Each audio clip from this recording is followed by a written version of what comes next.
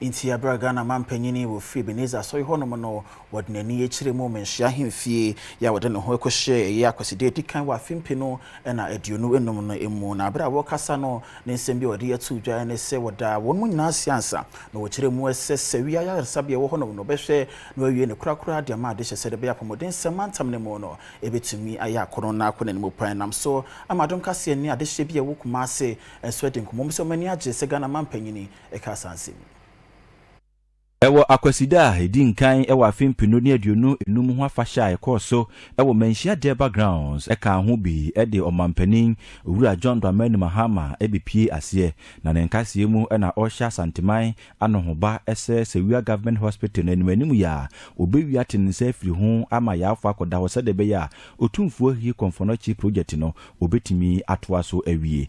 The Sewua Hospital is not operational because there's no electricity, there's no water, and the road to the hospital has not been constructed. I wish to assure you that we will tackle it immediately and make sure that we can open the doors of that hospital so that it will ease the pressure on Okomfo-Anokye.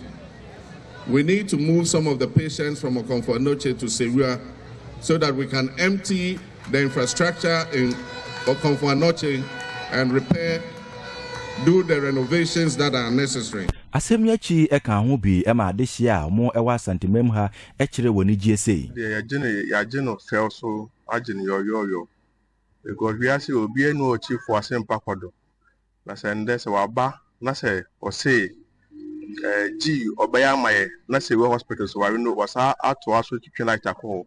Now the yare for no bi akọ na se wotimi echam yayi ebi efiri ha de akọ Sewua.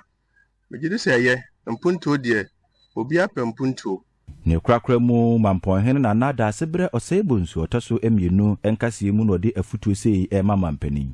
Please, in the name of Otumfuo, publicly now, I implore you to fulfill all your promises to us in the great Asante Kingdom. And we have trust in you. Absolute trust in you. Ansa chiame kwadwo bi mreku amanebo Asante Mantemu.